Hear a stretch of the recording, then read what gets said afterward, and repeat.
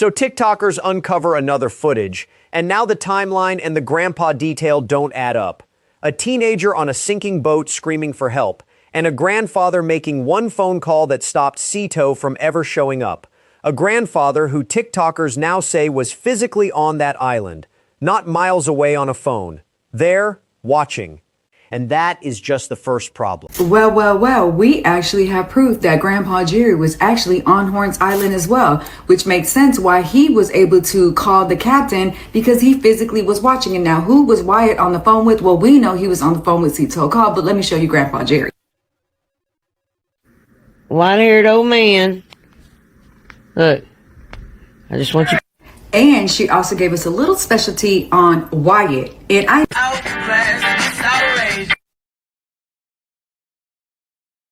Now I thank her for that treat, because we all been asking the same question. Where is Wyatt? Why haven't we heard from Wyatt? Where are his boats that one we know was missing from the MDMR report?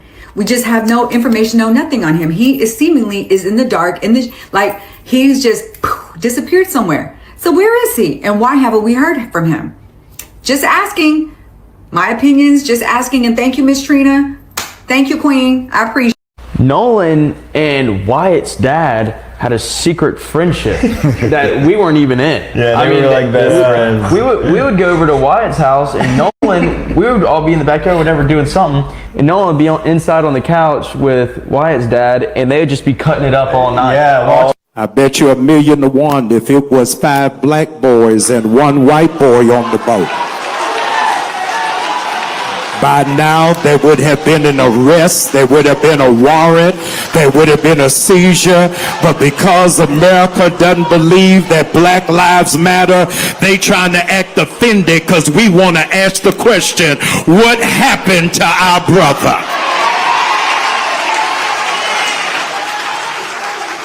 And when we ask the question, what happened? The response is, we're still gathering information. We're waiting on toxicology, waiting on the grand jury. Am I my brother's keeper? That's the question underneath every delayed subpoena, every sealed file, every complaint filed against a grieving mother's nursing license. Instead of asking whoever left her son on the island, the institutional Mississippi still muttering Kane's excuse, it's not my problem. I wanted to come to Mississippi today from Georgia to let the system and to let the establishment know, let that be the last time you try to intimidate a black mother. She's got every right to fight for her son, to stand for her son, to question her son, and you better not mess with her nurse's license. Leave that black woman alone. Nolan Wells, guys, I got receipts here about the district attorney and what's going on in this case that I think is going to blow things away. You want to be the smartest kid on the block with regard to information? Trust what I'm about to say here, and with 31 years of homicide experience and running a prosecutor's office, this is big, guys. And people talk about bombshells. This is a bombshell. Well, wait a minute. I thought we don't release the results of autopsy results in Nolan Wells. Well, here's a case where they had in the very same county released autopsy results, preliminary, not even final autopsy results, and declared it a homicide. Why hasn't that happened in the Nolan Wells case? And by the way, saying that we wait until the matter's presented to the grand jury, yeah, that's true, as she indicated, for when there's a non-natural death. But what she's not telling you is why there isn't an arrest made for anybody who may have perpetrated this crime, because certainly if you look at these articles, not only do they tell you the autopsy results, not only do they ask the public for information, but they actually make arrests of individuals prior to it going before the grand jury. Also, why didn't they get a warrant for the phone? Well, if you have probable cause to believe evidence of a crime is on the phone, then you would go and you would get a warrant. Now, I am not saying, I have no horse in the race here, what's going on or not, but what I am is reading inside baseball here. When you go to before the grand jury, it is a secret proceeding. And you know what? You can't get the information that's being revealed. The grand jury is not only only a place where they say you can indict a ham sandwich as a prosecutor's playground, but it's also a place where you don't indict a ham sandwich, maybe. You can do whatever you want in that grand jury. So this lack of transparency, lack of press conferences, lack of giving us basic information that, as I said in my previous videos, is not a violation of their ethics rules whatsoever. You can go consult that and consult my long form video here. Please, before you comment, if you want to become the most knowledgeable person based on somebody that's got the level of experience that I do, please go to YouTube and look at the long form 14-minute video that will explain this in detail. But I believe it's not what you see, it's what you don't see here. You don't see an arrest, you don't see a release of the autopsy results, you have her going into the grand jury where it's a secret proceeding, and I think all things are being set up, at least as of today's date, to what they call no-bill this case, and no one will ever be able to see what was and wasn't presented to the grand jury because the prosecutor's not giving us any data information, certainly not making us feel comfortable that a proper investigation is being done. I think that's a huge error, huge mistake on her part. And you can also go to my YouTube video and look at what I did in terms of a press conference after a grand jury no-billed a police shooting of a minority citizen. So at least, hopefully, she's going to do something so that the public can be confident in the investigation. Anyway, little data points that are huge. She says no autopsy, no arrest. I can't talk about the case. Well, they certainly seem to be doing it in other cases involving drownings, may I add. Nolan Wells, the blackout in Gary, Indiana, public lynchings of black people. What do those three things have in common? All of these were stories that the mainstream news media did not report until we started making them trend on social media. And by we, I mean black folks. I'm talking about us. Sorry if you're not tribe. I'd be jealous if I were you, but that's not the point of this conversation. The point of this conversation is this. We know that the algorithms are trash. We know that the algorithm is built against us and people who talk about what we talk about. We know that these algorithms and these platforms are controlled by billionaires who want to control us. And we have more power than we think. So when we decide to get in unison, be one band, one sound, we can actually dictate the terms of the news instead of the news dictating the terms to us. Never ever forget your power and keep on saying them names. And make sure that you're subscribed to Black-owned media, independent media, Joy Reid, Roland Martin, Don Lemon, The Root, The Griot. They are telling our stories responsibly, with care, and with truth. All right? We ain't got to pay attention to the people. We got our own. My prediction. This is what happens in these cases. They have a case. They know it's no racial component. There's no evidence of race. But they know there can be some money made. Who do you go to when you want to make some money? You don't go to your local guy. This didn't happen across the country. This happened in Mississippi. You don't go to an attorney in Mississippi. You don't go to a representative there in your locale. You go to Benjamin Crump. Get a national figure involved. Immediately you raise $700,000 on a GoFundMe. The independent pathologist opened Nolan's body to determine cause of death, and the lungs were already gone, removed by the state examiner. The one organ that could confirm whether water was in his airway, not available. But what the pathologist did find, red discoloration on the back of his head. And in writing, he said he could not rule out foul play. And then there is the sealed autopsy. The official one, a grand jury now has it. The family has not seen it. The public has not seen it. And a $125,000 reward is sitting on the table for anyone who knows something and is willing to talk. So stay with me. We are going through every single layer right now. The captain says the grandfather just told him the situation was handled and the people on board don't actually need assistance, despite what they just told the dispatcher. Despite what those teenagers just told the dispatcher themselves. And just like that, the rescue is canceled. Cito ultimately said it did not end up towing the boat. Now, here is the question we are sitting with today, and it is not the one most people are asking. The question is not just why Jerry Adkerson canceled that call. The question is, according to TikTokers who have gone through newly surfaced footage, was Grandpa Jerry physically on Horn Island when he made that call? Because if he was, he did not just hear about an emergency secondhand. He was there. He could see what was happening. And he still told the captain, stand down. We do not know definitively that Grandpa Jerry was on the island. What we know is that footage that has circulated online has placed him in that area, and that claim is being made by civilian investigators, not by law enforcement. But here is what is confirmed. According to TMZ, Jerry Adkerson recently let authorities search his boat and check the GPS coordinates to aid their investigation. So his boat is now part of an active investigation. His GPS is being reviewed, and his name is attached to the phone call that stopped the rescue. That is not a theory. That is the public record. Now let's talk about Warren Hudson, because there is a discrepancy in his account that has not been cleanly resolved. And it matters.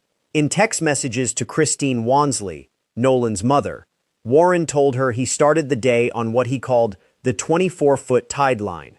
But in his public interview with Brandon Tatum, Warren said he left from the Palm Beach. Both accounts agree on one thing. Warren boarded the Triton, the boat that took on water, because of the emergency. He said he was not on Nolan's boat originally. That part is consistent. Warren Hudson said on a podcast that Nolan chose to stay behind after the boat he and others were on started to take in water. Obviously, we were in an emergency, Hudson said. The boat, we were trying to save the boat. It's not like we didn't ask Nolan or we just left Nolan. Okay? But the name of the boat he started the day on is different in two different accounts he gave himself. In one version, the Tide Line. In another version, the Palm Beach. Now, some people will say that is a small thing, an honest mistake. A detail you get wrong under stress. That is possible, but in a case where almost every detail is being scrutinized, where a mother is filing subpoenas and attorneys are combing through transcripts, an inconsistency like that does not disappear. It gets added to the pile.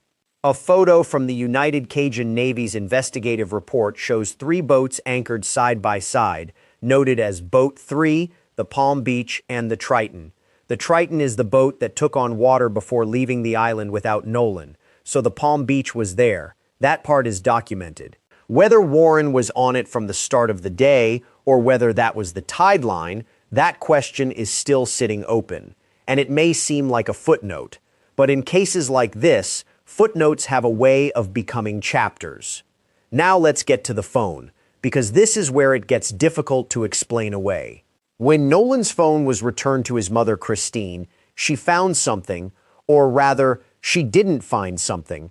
There were no pictures, no videos, on either of his 2 Snapchat accounts. None. Think about that. An 18-year-old on a 4th of July boat trip, friends around him, a barrier island. The kind of day that generates hundreds of photos. And when his phone came back, both Snapchat accounts were empty. Christine has publicly described that as suspicious. She said she believes something was removed from his phone. Warren Hudson denied that anyone accessed or deleted information from Wells' device. That denial is on record. But here is what Christine did next. And this is the part that people are not talking about enough. Christine used Life 360 to track Nolan's phone and compared the location history between Snapchat and the tracking app. Strangely, the data didn't line up. Let that land. 2 separate location tracking systems. One is the family app Christine used to follow Nolan's phone. One is Snapchat's own internal location data, and they tell different stories. When a mother who is also a nurse, someone trained to read data carefully, compares 2 location records and they do not match, that is not a grieving parent grasping at anything. That is a specific documented discrepancy that has now been handed to attorneys and turned into a formal subpoena. New subpoenas request information tied to Wells' accounts on Snapchat, WhatsApp, TikTok, Meta platforms, and Life 360, according to court records reviewed by the Sun Herald. In the petition requesting subpoenas, Wansley's lawyers demanded Nolan's GPS data location and the messages, photos, and videos sent and received through his social accounts with their timestamps. They want the timestamps, because timestamps tell you not just what was sent, they tell you when, and they can tell you whether content was deleted and when that deletion happened. Christine also wants all IP addresses linked to his social media accounts, which could reveal whether anyone accessed them from a location Wells wasn't known to frequent. That is not a grieving mother casting wild accusations. That is a woman who knows exactly what she is looking for, and she is looking for it in court. Now here is where the audio gets darker, because the CETO call, the one that was already disturbing for what happened at the end, may have something else on it. Something in the background, A black audio engineer named Netta Brantley enhanced the boat audio and posted her findings on social media. She told Atlanta Black Star she believes she heard phrases such as, "Can we cover it up? Is he dead? Yeah. And Nolan, wake up." Now, I need to be clear here. Enhanced audio is not verified audio. What a human ear perceives in background noise cannot be treated as confirmed evidence. Investigators have not corroborated those claims. No official has acknowledged them publicly. But here is why this matters even beyond the audio itself. That call has become controversial because of claims about what can be heard in the background. And that controversy is now fueling something much larger, because it is the same call where a grandfather canceled a rescue, the same call where a teenager said everyone is accounted for and in good health. And it is the same call that Nolan's mother's attorneys are now subpoenaing Cito to hand over in full. Everything from 2 in the afternoon to 8 at night. Every call log, every dispatch record, every internal document showing who handled the response, and something else. The family's legal team is also demanding Cito's own training materials, specifically the protocols for handling a report of a boat taking on water. That detail matters, because if Cito had a specific protocol for that situation, and that protocol was not followed, that becomes a legal question, not just a moral one.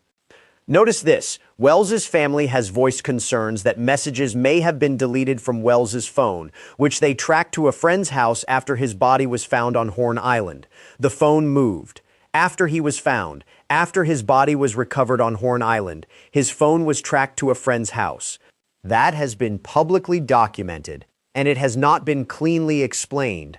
Warren denied anyone tampered with the device, but the phone's location, after Nolan was already dead, is one more thing that a mother is waiting for someone to account for. Here is the question the family is really sitting with. Not just what happened to Nolan on that island, but what happened to the evidence of what happened to Nolan, because those are two separate questions, and right now only one of them has any kind of official answer. Let's talk about what this family is actually up against, because the legal fight is one thing, but there is something else happening in parallel, something that tells you how high the temperature is on this case. Wansley has been targeted by a harassment campaign that has left bad reviews for her and her workplace. She's also received threatening messages and harassing mail. Christine Wells Wansley is a nurse, a working medical professional, and people have gone after her nursing license. They have flooded her workplace with bad reviews. They have sent her threatening mail. That is not debate. That is not criticism. That is targeted pressure on a grieving black mother who is asking the state of Mississippi to tell her how her son died. And it is being framed in this case as a form of institutional intimidation. Ben Crump's team has addressed it publicly. The attacks have not stopped. Christine Wansley said their family wanted an in-depth investigation into how Nolan died, particularly because of the authorities' swift dismissal of any potential foul play. It wasn't even hours after they had found his body, she said, where I'm watching on the news that the sheriff is saying likely an accidental drowning. We do not feel there's any foul play, but yet stories are not lining up. Stories are not lining up. That is Christine Wansley. That is a mother, in her own words. Not a talking point, not a legal strategy, a direct statement to a national news audience. And now she is in court, pulling the records, demanding the calls, subpoenaing the apps, requesting the IP addresses, because stories are not lining up, and she is done waiting for someone else to figure out why. Before we go further, if you are watching this channel for the first time, this is what we do here. We follow active cases, we read the documents, we don't speculate, we source, and we stay until there are real answers. Subscribe so you don't miss the next update on this one, because this case is moving fast. Now, here is where the racial dimension of this case cannot be separated from the evidentiary questions. As of early August, investigators have not made a determination on the manner of Wells's death, but they initially reported that there was no evidence of foul play and that drowning was suspected. The case has drawn speculation about the circumstances of Wells's death and the integrity of the official investigation, with the Wells family and their attorney alleging possible racial bias. That allegation of racial bias is not vague. It is rooted in something specific. Nolan Wells appeared to be the only person of color in photographs from that trip. He was 18 years old. He was in a state with one of the most documented histories of racial violence in American history, and the official conclusion, offered within hours of his body being found, was likely accidental drowning. No press conference with detailed findings, no public autopsy disclosure, no arrests, just likely accidental. And the family said that is not good enough. The legal fight surrounding the death of 18-year-old Nolan Wells entered a new phase as attorneys working with civil rights lawyer Ben Crump sought records from several social media platforms and a popular location tracking app. Crump responded to critics by saying, "We're not trying to cast aspersions on anybody, we want the truth." And then he said something that is harder to argue with. If it was your child, you'd want the same thing. Now, critics of Crump's involvement have been vocal. Officials have pushed back. Ben Hudson, the father of Warren Hudson, stated he intended to sue Crump for comments made while representing the Wells family, saying that Crump slandered and falsely accused my son and his friends of murder. Attorneys representing Warren Hudson, Jax Patalo, and Morgan Seymour say that despite cooperating with investigators, their clients have effectively become pariahs in their hometown and have been subjected to death threats and defamation. They say the allegations have made it even harder as they try to find ways to grieve the young man they've known since middle school. To be fair, and this is important, no one has been charged with anything. No one has been accused of a specific crime by law enforcement. The friends on that boat have cooperated with investigators, according to their attorneys.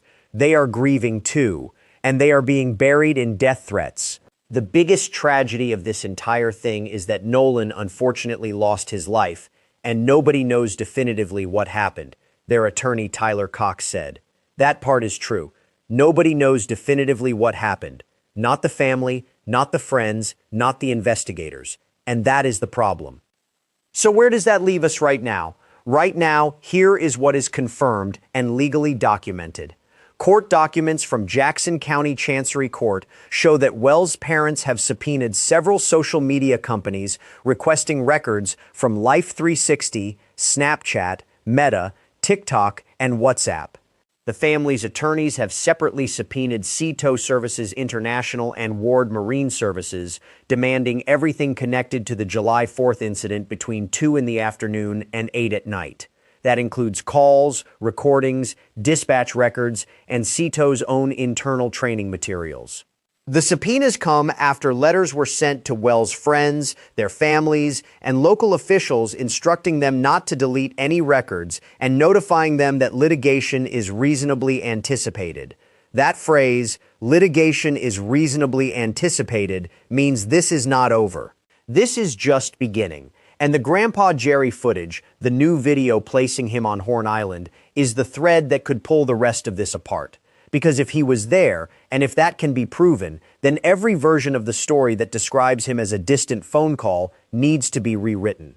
Whether a court sees it the same way, that remains to be seen. But the subpoenas are filed, the records are being demanded, and a mother who was handed back her son's empty phone is not going anywhere. We will be right back with more, because there are 2 autopsies in this case, 2 separate medical examinations of the same body, and neither one of them has given this family a clean answer. The first autopsy was performed by the Mississippi State Medical Examiner on July 7th, the day after Nolan was found. His official autopsy has been completed, but the results have not been publicly released. That is not a rumor. That is the confirmed legal status of that document right now. The second autopsy was commissioned by the family. Ben Crump announced the preliminary findings on July 22nd at the NACS National Convention in Chicago. Dr. Roger A. Mitchell, a board-certified forensic pathologist who serves as the president of the National Medical Association, performed the autopsy and sent the findings to Crump on July 19th. And here is what Dr. Mitchell found. Or rather, here is what he could not find. An independent pathologist described Nolan Wells' manner of death as undetermined pending further investigation. A preliminary autopsy report released July 22 said, undetermined, not drowning, not homicide, not accident, undetermined, and here is why that word matters more than people realize. Mitchell said in his report the most significant limitation in the independent autopsy was the inability to directly observe the airway and lungs for water and directly observe the stomach for gastric contents. Think about what that means. To confirm a drowning, to actually confirm it as a cause of death, you need to examine the lungs. You need to look for water. Wells's lungs and neck structures had already been removed from the state autopsy, which is not unusual practice. Nonetheless, it made it impossible for Mitchell to determine if he had injuries to his neck or if water had entered his lungs. The lungs were gone, the neck structures were gone. The one part of the body that could confirm or deny drowning was not available for the independent pathologist to examine.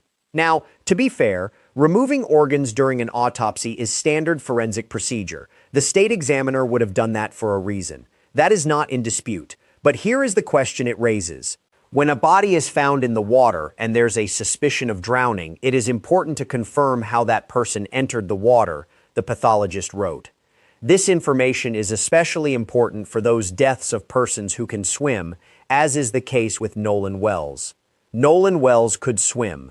That fact is documented by his own pathologist, and the pathologist is saying for a swimmer, confirming how they entered the water is not optional, it is essential. And right now, that confirmation does not exist in any public record. The doctor who performed the autopsy said in the report that he could not rule out foul play, according to the family's lawyer, Ben Crump. Crump added that the independent autopsy also found red discoloration on the back of his head. Red discoloration on the back of his head. The board-certified pathologist found red discoloration in the soft tissue in the back of Wells' head, but no underlying skull fractures or lacerations to the skin around the area. No fractures, no broken skin, but a documented physical finding that was significant enough to include in the report. Whether that finding has an innocent explanation, possible. Whether it is consistent with a fall or a struggle or something else entirely, that question has not been answered publicly. And the pathologist said he cannot rule out foul play. That is not Ben Crump speaking. That is the medical professional who examined Nolan Wells' body, in writing. Notice this, there is a detail from when Nolan's body was found that has also been contested. Todd Terrell, president of the United Cajun Navy, stated Wells was discovered face down and fully clothed. Crump immediately challenged that. He said Nolan was last photographed shirtless, shoeless, wearing swim trunks. Terrell later clarified that Wells was clothed only in his swim trunks after Crump questioned why Wells would be fully clothed, considering he was last pictured shirtless, shoeless, and with swim trunks on. So the initial description was walked back. But why was the initial description wrong, and why does it matter? Because if someone's account of how a body was found starts with incorrect details, even if those details get corrected, you have to ask what else might be imprecise. A newly completed independent analytical review of photographs, videos, GPS coordinates, and witness accounts concludes that the available evidence still leaves a material gap in the timeline between Wells's last independently corroborated sighting and the recovery of his body. A material gap. That phrase is coming from an independent review team, not from TikTok, not from a podcast, from analysts examining actual evidence. A material gap in the timeline, and no one with a badge has publicly explained what fills it. Now here is the expert moment. Because all of this, the autopsy limitations, the phone data, the CTO call, needs someone who has actually worked these kinds of cases to tell us what it means. Civil rights attorney Ben Crump said his legal team continues to pursue its own investigation. He said forensic audio specialists are reviewing the complete CTO emergency call from July 4th, while ocean engineering experts are examining how Wells's body ultimately came to be recovered near the northwestern tip of Horn Island. Ocean engineering experts. That is not a phrase that shows up in an accidental drowning investigation. That is a phrase that shows up when someone is trying to reverse engineer whether a body's location is consistent with how it got there. Think about the mechanics of that for a second. If Nolan went into the water at one point on the island and currents carried him, the ocean engineering analysis should be able to tell you approximately where he entered the water based on where he ended up. Crump said the team is currently working with oceanic engineering experts to examine how and why Wells's body was found in the same location where he was last seen. Same location. He was found near the same area where he was last seen. Now, some people will read that as confirmation that he simply stayed, went into the water, and drowned nearby. But the engineering experts are looking at it differently. They are asking if he had been in that water for 2 days and the currents near Horn Island are notoriously rough, why did the body not move? Whether a jury ever has to consider that question remains to be seen. But right now, a team of experts is building a case that the official narrative may not account for basic physics. Crump's attorney Eric Hertz said that after communicating with the Jackson County District Attorney, she would be open to reviewing evidence Crump's team has gathered. The team is also continuing talks with the District Attorney's office about conducting a joint inspection of phones related to the case. Hertz said he believes the FBI would also be present for that inspection, a joint inspection of phones, with the FBI potentially in the room. That is not a cold case proceeding slowly. That is an active negotiation between a civil legal team and a state prosecutor over what the phones actually contain. Now, let's zoom out, because this case has a shape, and when you know what that shape looks like, you start recognizing it. The official conclusion offered immediately, the family pushing back, the private autopsy returning inconclusive results, the growing national coalition, the evidence that keeps surfacing from civilian sources before law enforcement addresses it. The world is watching, and Nolan Wells's family deserves a thorough accounting of what happened, Knox President and CEO Derek Johnson said in a statement. During an appearance at the 2026 National Association of Black Journalists Convention in Atlanta, Crump, civil rights activist Al Sharpton, and others urged FBI Director Kash Patel to launch a full federal investigation into Wells's death. On August 12th, members of the Congressional Black Caucus also issued a letter to Patel and U.S. Attorney General Todd Blanche, urging the U.S. Department of Justice to launch an independent federal review of the circumstances surrounding Wells's death. The Congressional Black Caucus, writing directly to the FBI Director and the Attorney General. On August 12th, that is 7 weeks after Nolan Wells was found on that island. 7 weeks, and the official autopsy is still sealed. No cause of death has been publicly confirmed, no arrest has been made, no press conference with full findings. The Knox Office of General Counsel announced that it is joining the legal team surrounding the death of Nolan Wells. The NAC is now formally part of the legal effort, not issuing statements from a distance, in the room, working the case. We're taking up this fight to search for truth and transparency surrounding the death of Nolan Wells, said Kristen Clark, General Counsel of the NAC. Drawing on the association's long history of pushing for full and fair investigations when Black lives are lost under suspicious circumstances, we will help bring additional investigative resources to bear and work to ensure that no stone is left unturned in seeking answers and accountability for Nolan's family. No stone left unturned. That phrase is doing a lot of work right now, because every time a stone gets turned in this case, something is underneath it. Now let's go back to something planted early. Remember the Grandpa Jerry footage, the claim that he was physically on Horn Island? Here is why it matters even more now that we know what we know about the autopsy. On July 8th, investigators met with Jerry Adkerson and Jennifer Pyron, who are grandfather and mother of one of Nolan's friends. The report says Jerry signed docs, allowing the officers to search their boat and take the GPS data. He consented to that search. That matters. The permission to search document states Jerry gave permission for the investigators to remove any document or item from the boat they deemed important for their probe. So his boat has been searched, his GPS data has been pulled, and investigators have that data. What they have done with it, what the GPS actually shows, has not been released to the public. Whether the GPS places him near Horn Island on July 4th, we do not know. But the subpoenas that Christine's attorneys just filed for Ward Marine Services include something specific. They want All conversations involving the boat's captain, local crew, and people connected to the vessel. People connected to the vessel. That language is deliberately broad, because if Grandpa Jerry was in communication with that captain, beyond just the one call we already know about, those records would fall inside that subpoena. Does that prove he was on the island? No. But if those records show additional communication we do not yet know about, it changes the picture. And right now, the attorneys are in court trying to find out. Here is where we get to the legal status of everything. As of today, here is what is formally established. As of August 7th, investigators have not made a determination on the manner of Wells's death, but they initially reported that there was no evidence of foul play and that drowning was suspected. That is the official position. Suspected drowning. No formal determination, no charges, no arrests in connection with the death itself. Results from the state medical examiner's office have not been made public and will now be sent to a grand jury. On July 23rd, the Office of District Attorney Angel Myers McElrath confirmed the autopsy report of Nolan Wells's death will be withheld until a grand jury can review it. A grand jury, that is not nothing.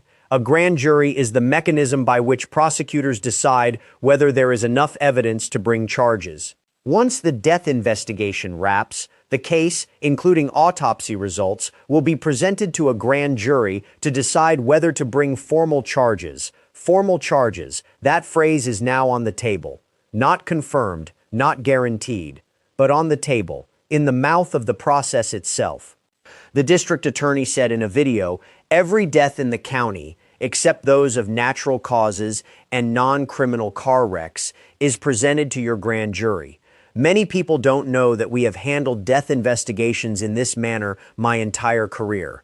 A man was also arrested for making threats toward a public official connected to the case.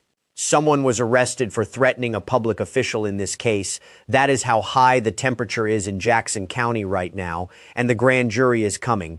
No date has been publicly set, but the autopsy and toxicology results have already been sent to the district attorney's office.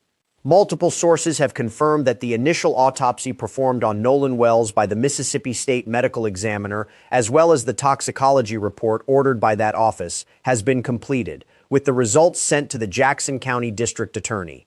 The DA has the results. The grand jury will see them. And whatever is in that report, whatever the official examiner found or did not find, is going to matter enormously, because it either confirms what the family has been fighting against or it doesn't, and we will find out which. Now, here is what this family actually wants. Not a predetermined outcome, not a conviction of a specific person, a process. Wells's mother, Christine Wells Wansley, spoke briefly, voicing anger over the pace and scope of the official investigation. The only question we have is what happened to our son, she said. That is it. That is the whole thing. What happened to our son? Not arrest these specific people. Not we know exactly what occurred. Just tell us how our child died. And the system has not done that yet.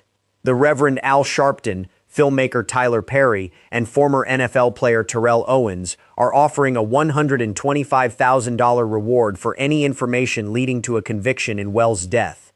$125,000 from 3 separate public figures, pooled together for information. Because 7 weeks after a teenager's body was found on an island, someone who was there that day has not come forward with the full story. He was not on that island by himself, Sharpton said. Somebody saw something and knows something. Somebody saw something.